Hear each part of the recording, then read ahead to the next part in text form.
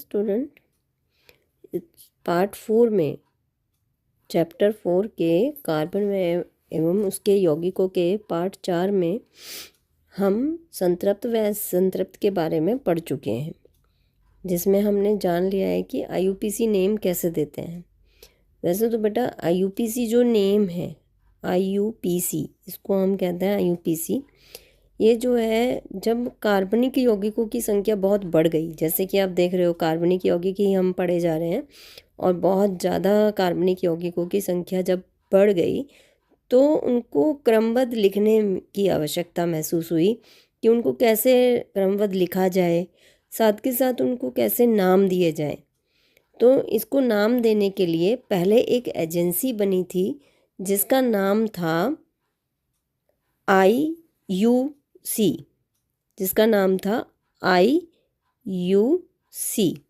International union of chemistry, जिसकी full form थी, ठीक है, जिसमें शोधन किया गया और कार्बनिक यौगिकों के नाम दिए गए।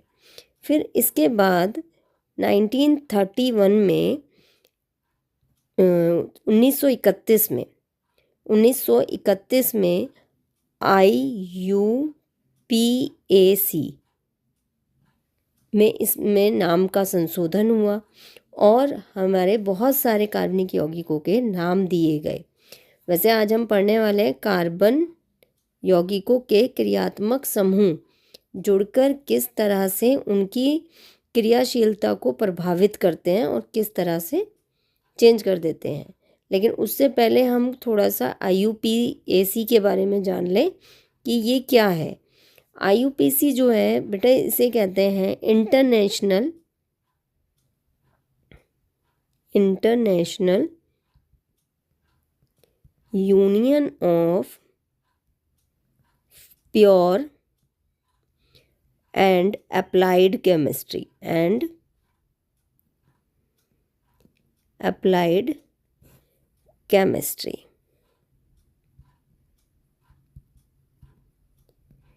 तो इसमें international union of pure and applied chemistry में जो है बहुत सारे आज यौगिकों के नामकरण करते हैं और नामकरण करने में इन्हीं का ही प्रयोग करते हैं।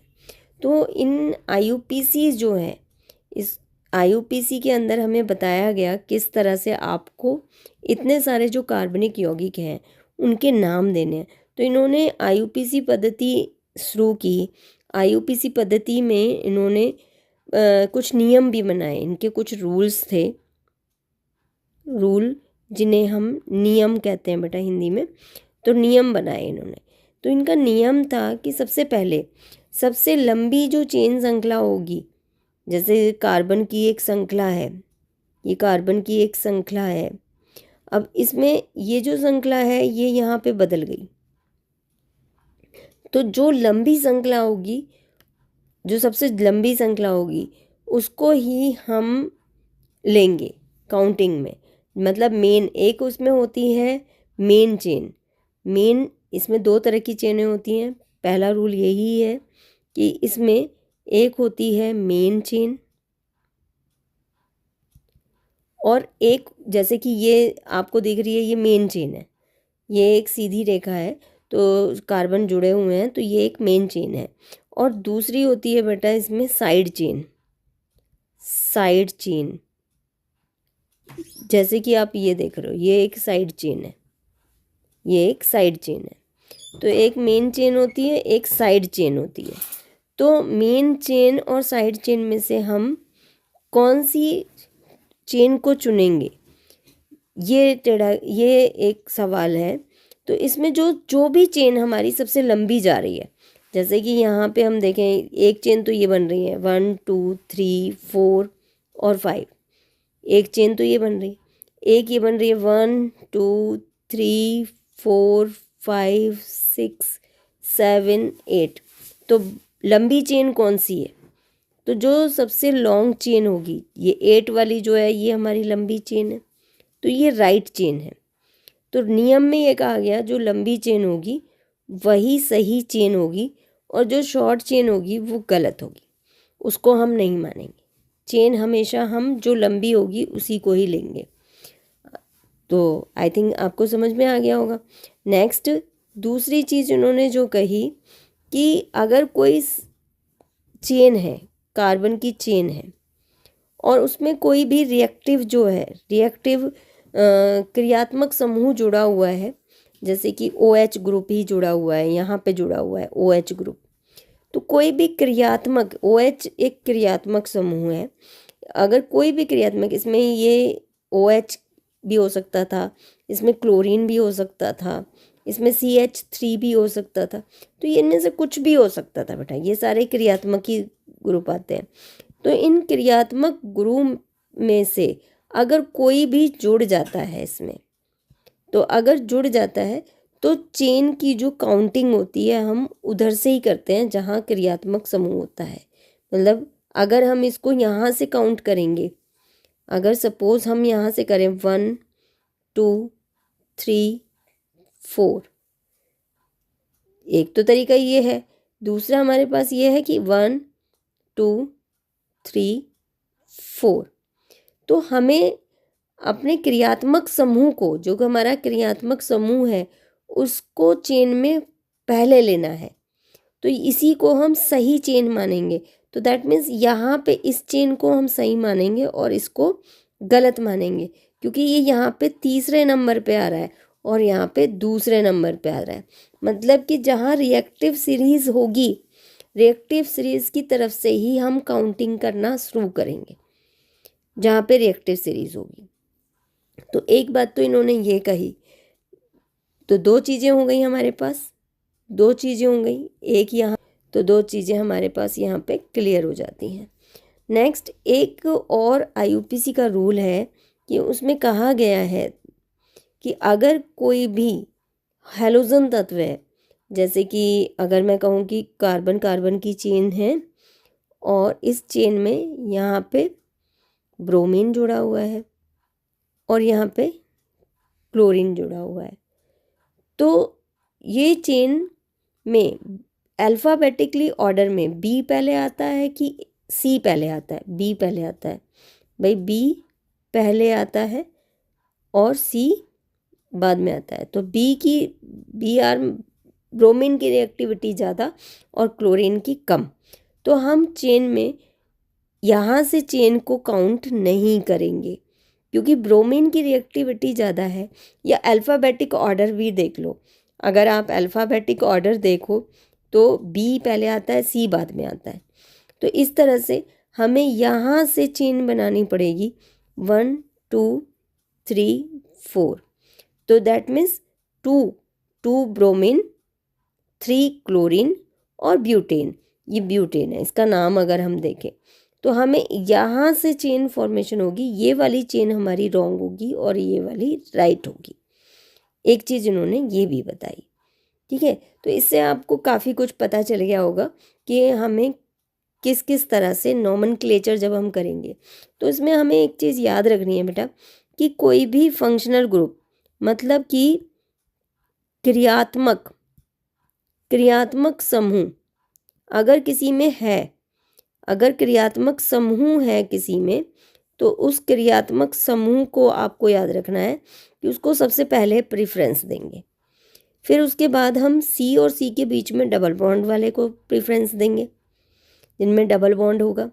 फिर हम C और C के बीच में ट्रिपल बॉन्ड वालों को प्रेफरेंस देंगे। फिर हम ब्रोमीन को प्रेफरेंस देंगे। फिर हम क्लोरीन को प्रेफरेंस देंगे। मतलब जो इम्पोर्टेंस है वो इनको ज़्यादा दी जाएगी, क्रियात्मक समूह को, डबल बॉन्ड को, ट्रिपल बॉन्ड को, ब्रोमीन को, क्लोरीन को।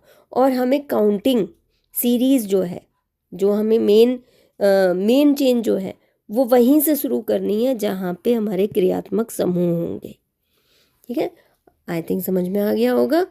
तो आज हम पढ़ने वाले हैं बेटा कार्बनिक यौगिकों के क्रियात्मक समूह, कि क्रियात्मक समूह जो हैं उनके साथ ये जुड़ के किस तरह की क्रिया, मतलब उनकी जो प्रॉपर्टीज़ हैं, जो गुण हैं, वो उनके परिवर्तित हो जाते हैं। और इनको हम कैसे IUPAC में नाम दें, भाई IUPAC हमने सीख लिया, तो IUPAC में इनको नाम कैसे दिए जाए। देखिए, विषम परमाणु, इन क्रियात्मक समूह के कार्बनिक यौगिकों हाइड्रोकार्बन जो श्रृंखला है हमारी में, ये तत्व एक या एक से अधिक हाइड्रोजन को इस प्रकार प्रतिस्थापित करते हैं कि कार्बन की संयोजकता संतुष्ट रहती है। ऐसे तत्वों को विषम परमाणु, मतलब इन्हें विषम परमाणु भी कहते हैं, हम इन्हें विषम परमाणु भी कहते हैं और इन्हें क्रियात्मक समूह भी कहते हैं, क्योंकि ये हाइड्रोकार्बन्स के एक कार्बन को विस्थापित करके ये आके वहाँ पे जुड़ जाते हैं। जैसे कि हम अभी यहाँ नीचे देख ही रहे हैं कि हमारे कुछ क्रियात्मक ग्रुप हैं जो कि हमें पढ़ने भी हैं, इम्पॉर्टेंट भी हैं हमारे लिए। जैसे कि पहला है क्लोरीन ब्रोमीन है, इन्हें हम हैलोजन तत्व भी कहते हैं बेटा। क्लोरीन, ब्रोमीन, आयोडीन और फ्लोरीन इनको हम हैलोजन कहते हैं। ये हमारे सारे हैलोजन हैं, हैलोजन फैमिली, ये एक फैमिली है जिसे हैलोजन फैमिली कहते हैं। तो इनमें क्या होता है बेटा कि ये जब जुड़ते हैं, फ्लोरीन है, आयोडीन है, सो ये जो है ये क्रियात्मक समूह हैं, ये जब भी जुड़ते हैं तो इनके नाम हमेशा पहले लिखे जाएंगे। पूर्व लगन, इन्हें हम कहते हैं पूर्व लगन में लिखे जाएंगे, मतलब पहले लिखे जाएंगे। जैसे कि कार्बन है, कोई हाइड्रोकार्बन है, ये हाइड्रोकार्बन है हमारा। अब इस हाइड्रोकार्बन में एक हाइड्रोजन को हटा के हमने क्या लगा दिया, क्लोरीन लगा दिया बेटा। अब क्लोरीन लगा दिया, अब इसका नाम जो है हम अकॉर्डिंग टू IUPAC देंगे कि IUPAC के पहले तो इसका फॉर्मूला लिख लीजिए। कार्बन का 1 है और हाइड्रोजन के कितने हमारे 3 और क्लोरीन। अब इसका नाम क्या है, इसका नाम देखिए, हमने बताया था एक कार्बन वाले को हम क्या कहते हैं, मिथ कहते हैं, मिथ, तो मिथ ही आएगा, है ना, मीथेन। और सिंगल बॉन्डेड है तो क्या होगा, मीथेन होगा। सिंगल बॉन्डेड है, नीचे लिखते हैं बेटा इसको, सिंगल बॉन्डेड है तो मीथेन होगा। लेकिन हम इसको पूर्व लगन लिखेंगे। किसको पूर्व लगन लिखेंगे, हम पूर्व लगन लिखेंगे क्लोरीन वालों को। ब्रोमीन होगा, आयोडीन होगा, इनको हम पहले लिखेंगे। तो इसका नाम हम क्लोरीन का पहले देंगे, क्लोरो मीथेन। तो इसका नाम हो गया क्लोरो मीथेन। ठीक है, तो इस तरह से इनके नाम दिए जाएंगे। अगर ब्रोमो होगा तो ब्रोमो, मीथेन या इथेन, जैसे भी होगा उसके अकॉर्डिंग हम इसका नाम भी उसी तरह से पूर्व लगन में लगा के देंगे। बाकियों में ऐसा नहीं होता, बाकियों में सब में पूर्व लगन नहीं होता। जैसे कि यहाँ पे आप देख रहे हैं कि इसके बाद है हमारा अल्कोहल। अल्कोहल क्या होता है, OH ग्रुप, हमारा OH ग्रुप। तो OH ग्रुप में जो अल्कोहल है, चलिए इसको भी बना लेते हैं हम बेटा। जैसे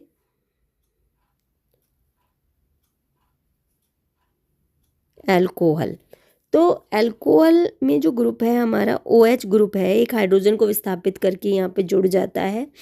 और यहाँ पे इसमें अल्कोहल में जब हम IUPAC नेम देंगे तो IUPAC नेम देते वक्त हम यहाँ पे ऑल का यूज़ करेंगे, OL, मतलब O और L लगाएंगे IUPAC नेम देते वक्त। जैसे कि करके देख लेते हैं।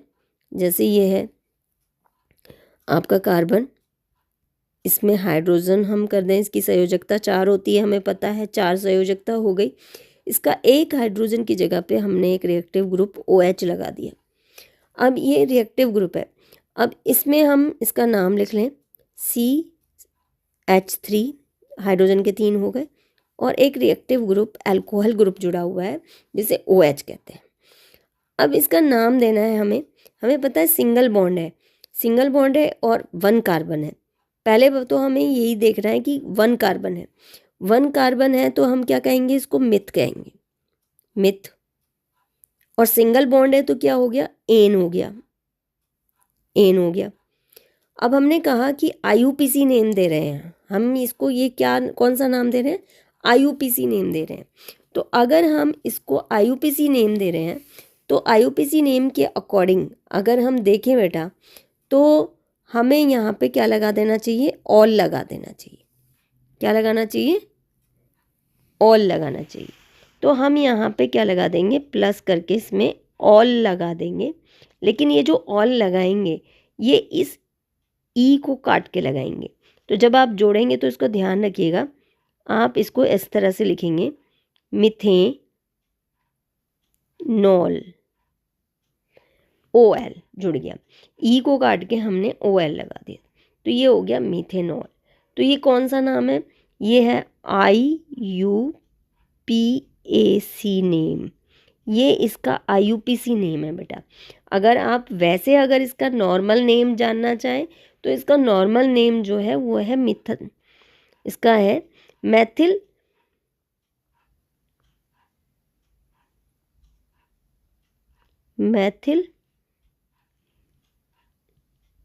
अल्कोहल।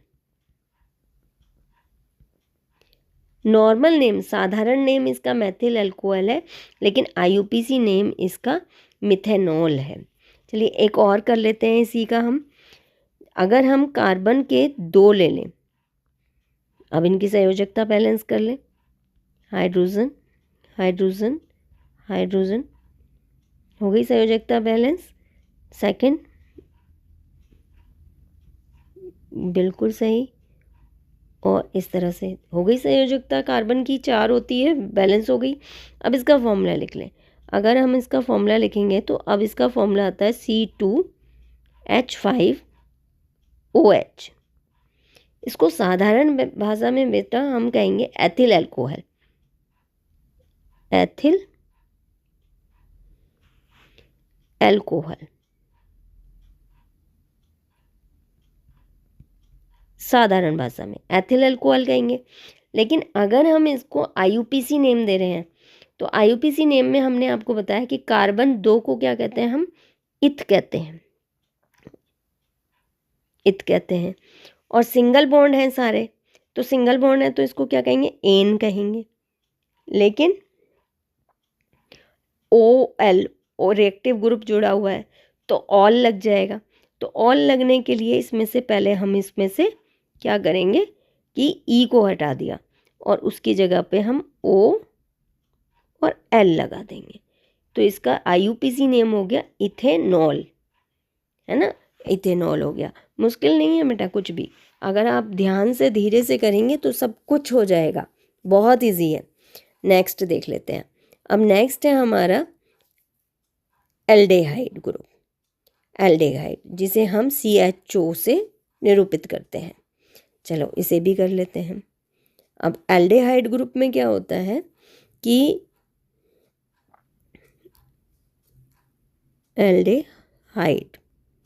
एल्डेहाइड को हम CHO से निरूपित करते हैं। और जब हम इसमें एल्डेहाइड ग्रुप में IUPAC नेम बनाएंगे तो इसका AL जो है इसको कॉपी कर लेंगे, मतलब इसके लास्ट में हम AL लगाएंगे। उसमें अल्कोहल में OL लगाते थे लेकिन इसमें AL लगाएंगे। तो इसका भी स्ट्रक्चर बना लेते हैं, ये देखिए।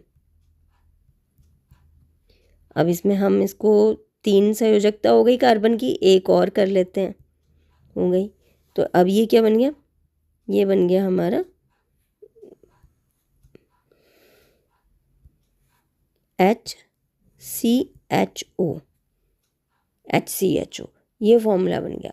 ये इसको हम नॉर्मल भाषा में बेटा, साधारण भाषा में इसको हम कहते हैं फॉर्मेल्डेहाइड।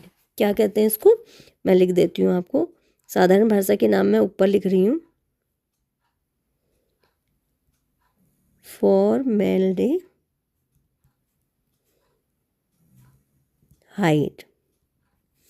फॉर्मेल्डेहाइड साधारण भाषा में कहते हैं।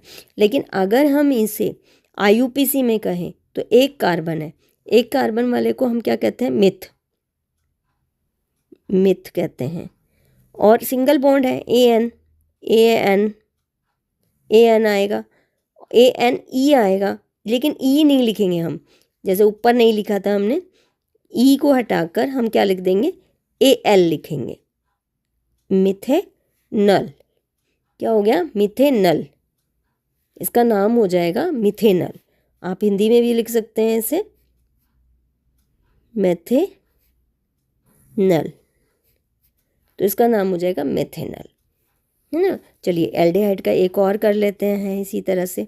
अगर एल्डिहाइड में हमने 2 कार्बन लगा दिए, चलिए 2 कार्बन लगा दिए, अब एक तो हमारा एल्डिहाइड ग्रुप है ही, ये एज इट इज रहेगा, इसकी संयोजकता कंप्लीट हो गई। अब इसमें हाइड्रोजन लगा दें आप, इसमें भी हो गई। अब इसका फॉर्मूला लिख लें, C2H3, ये H3 हो गए, और CHO, ठीक है। तो इसको हम कहते हैं बेटा साधारण भाषा में एसिडल्डेहाइड,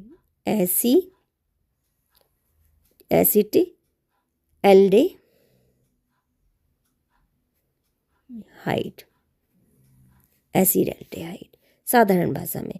लेकिन अगर इसको हम IUPAC में कहें तो IUPAC नेम में 2 कार्बन है, तो 2 कार्बन वाले को हम क्या कहते हैं, इथ,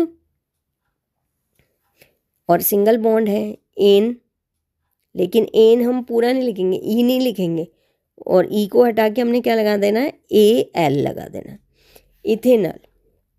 आप इसको हिंदी में भी लिख सकते हैं एथेनल, एथेनल, तो हम इसको क्या कहेंगे, एथेनल कहेंगे बेटा।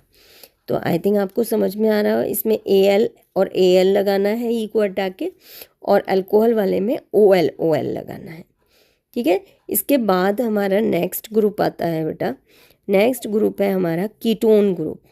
यहाँ हम पढ़ रहे हैं कीटोन, और कीटोन ग्रुप में क्या आता है, CO आता है, CO। चलिए इसे भी पढ़ लेते हैं कि इसमें कैसे करना है हमें। इसमें बेटा जब हम कोई भी कीटोन ग्रुप लेते हैं,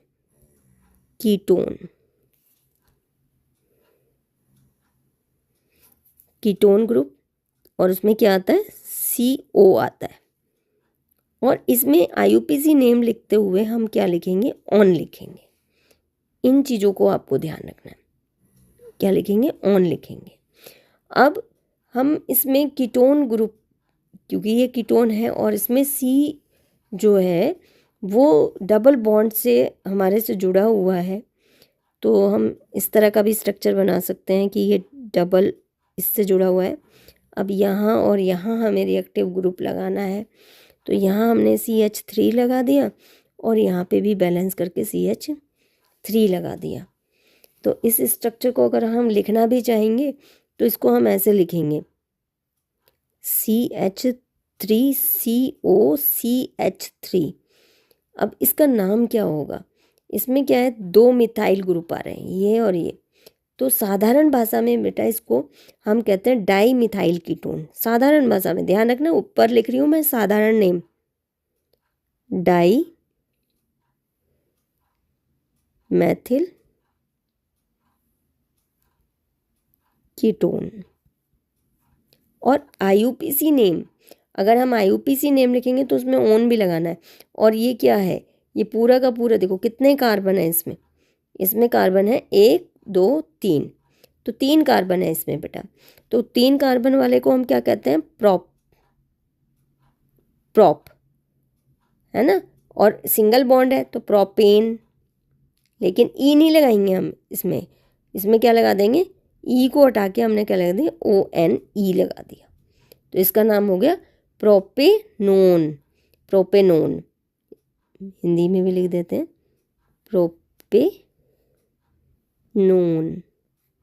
प्रोपेनोन, ठीक है। तो ये हो गया हमारा कीटोन ग्रुप।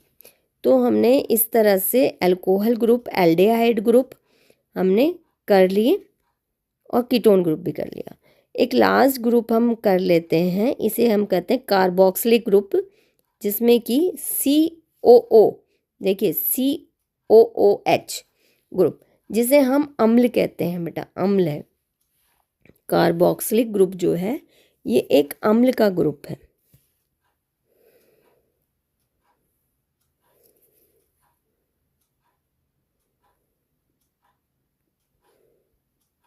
कार्बोक्सिलिक एसिड, और ये क्या है, COOH ग्रुप है।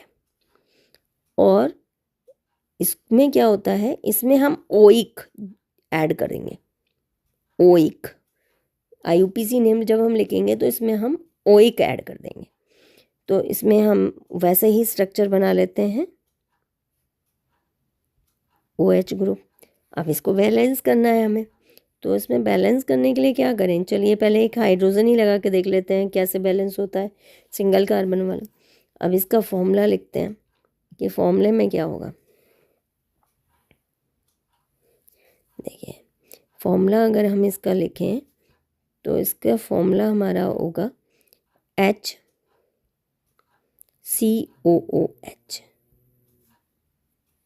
ठीक है, ये फॉर्मूला है।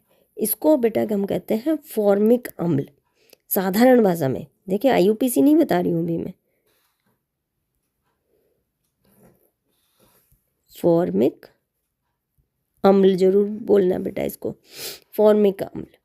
फॉर्मिक अम्ल जो है ये जैसे चींटियाँ वगैरह काटती हैं उसमें फॉर्मिक अम्ल होता है। हमने अम्ल वाले चैप्टर में भी पढ़ा था कि चींटी के काटने से हमें अम्लीय एहसास होता है, जो हमें तीखी सा दर्द होता है वो अम्ल का होता है। तो फॉर्मिक जो अम्ल होता है इसमें अगर हम अम्ल में क्षार लगा दें तो हमें रिलीफ मिलता है और आराम मिलता है। तो फॉर्मिक अम्ल इसका हमारा साधारण नेम है, लेकिन अब हम इसका क्या IUPAC नेम लिखेंगे।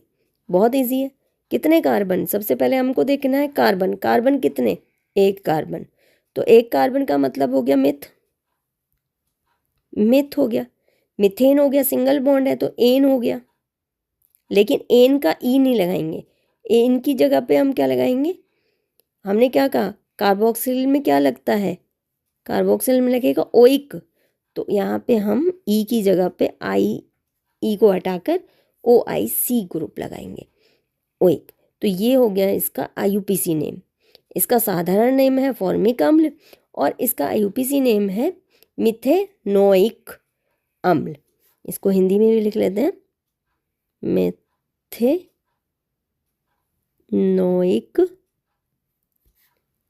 अम्ल इसका IUPAC नेम है।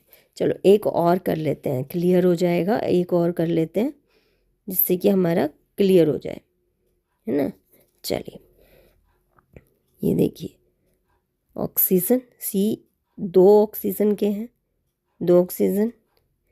अब हम इसमें ऐड कर लेते हैं कि CH3 ग्रुप। अब इसका फॉर्मूला लिख लेते हैं, CH3COOH। इसको नॉर्मल भाषा में बहुत सारे बच्चे जानते भी होंगे, एसिटिक अम्ल। इसको साधारण भाषा में हम क्या कहते हैं बेटा, एसिटिक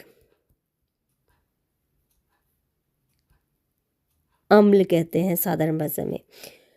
और ये आप लोग चाउमीन वगैरह में बहुत खाते हो, चाउमीन में खाते हो। इसको सिरका कहते हैं बेटा, नॉर्मल लैंग्वेज में इसको हम अपनी सिरका भी कहते हैं। एसिटिक अम्ल है जो कि आप चाउमीन वगैरह में डलवा के खाते हो।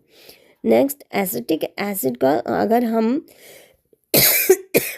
अब इसका बेटा हम अगर IUPAC नेम लिखें तो कार्बन कितने, दो कार्बन।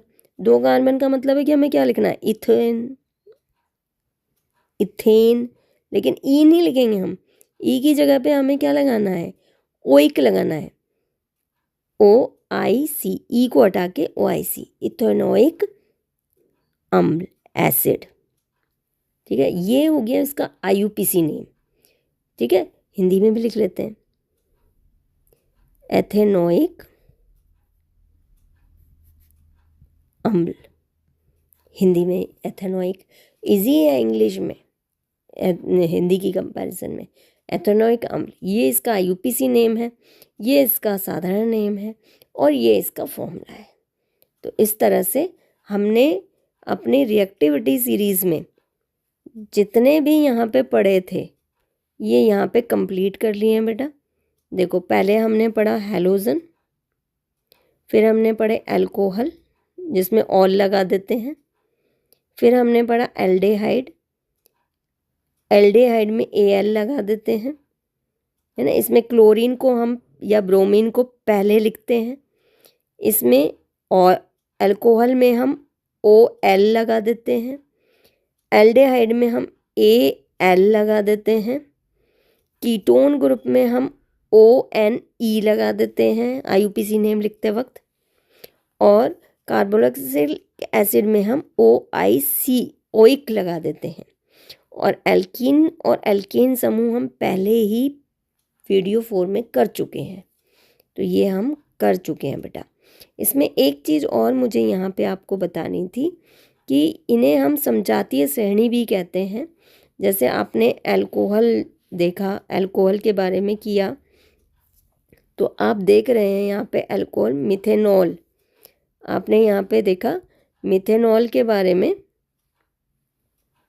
कि मिथेनॉल और इथेनॉल दो चीज़ें आपने यहाँ पे पढ़ी।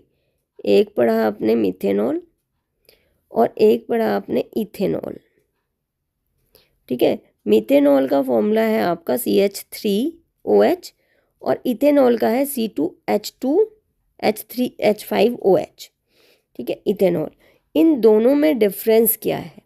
अगर आप इन दोनों में डिफरेंस देखो तो डिफरेंस क्या है? देखिए, इसमें कार्बन 1 है, इसमें कार्बन 2 है, तो एक कार्बन इसमें क्या हो गया? इंक्रीज हो गया। इसमें कार्बन हाइड्रोजन 3 है, इसमें 5 है, तो इसमें हाइड्रोजन कितना बढ़ गया? 2 बढ़ गया, ठीक है। तो इतना डिफरेंस है इसमें। और इससे आगे भी अगर हम बनाते हैं तो उनमें भी इसी तरह का डिफरेंस हमें देखने को मिलता है। जैसे इसी सीरीज़ को हम क्या कह देते हैं? समजात श्रेणी कह देते हैं बेटा। देखिए, समजात श्रेणी यौगिक की वह श्रृंखला है जिसमें कार्बन श्रृंखला में स्थित हाइड्रोजन एक ही प्रकार के प्रक्रियात्मक समूह मतलब है बेटा क्रियात्मक समूह, जो हम क्रियात्मक समूह पढ़ रहे हैं, द्वारा प्रतिस्थापन होता है। उदाहरण अल्कोहल। अब देखो, अल्कोहल जो क्या कर रहा है? एक एक हाइड्रोजन को प्रतिस्थापित कर रहा है, एक एक हाइड्रोजन यहाँ से उसने क्या कर दिया? प्रतिस्थापित कर दिया। दूसरी चीज़, समजातीय श्रेणी के उत्तरोत्तर सदस्यों में, मतलब आगे वाले सदस्यों में, मतलब इसके बाद अगर हम इस सदस्य में चलें तो H2 बढ़ गया, एक कार्बन बढ़ गया, 2 हाइड्रोजन बढ़ गए। अब इससे आप इसमें चले तो आप देखेंगे यहाँ 2 कार्बन थे, यहाँ पे 3 हो गए, मतलब एक कार्बन बढ़ गया और 2 हाइड्रोजन बढ़ गए, 5 से 7 हो गए। तो मतलब क्या बढ़ता जा रहा है? एक कार्बन और 2 हाइड्रोजन जो है लगातार बढ़ता जा रहा है। इससे आगे भी देखेंगे तो भी यही देखेंगे कि एक कार्बन बढ़ गया, 3 कार्बन से 4 कार्बन हो गए, 7 से 7 में 2 जोड़े 9 हो गए, तो 9 हाइड्रोजन हो गए। और इनके 14 द्रव्यमान इकाई का अंतर होता रहता है, इनके परमाणु भार में भी 14 इकाई का अंतर होता रहता है। इन सदस्यों में क्रियात्मक समूह पढ़िएगा बेटा, इसे क्रियात्मक समूह विशिष्टता प्रदान करता है। फलस्वरूप ये सदस्य समान रासायनिक गुणधर्म और भिन्न भौतिक गुणधर्म दर्शाते हैं। मतलब रासायनिक गुणधर्म तो समान ही है, लेकिन भौतिक गुण इनके सारे अल्कोहलों के अलग अलग है। मतलब भौतिक गुणों में ये विभिन्नता प्रदर्शित करते हैं। जैसे क्वथनांक इनके अलग हो जाएंगे, गलनांक अलग हो जाएंगे, है ना। इस तरह इनको हम भौतिक गुण कहते हैं।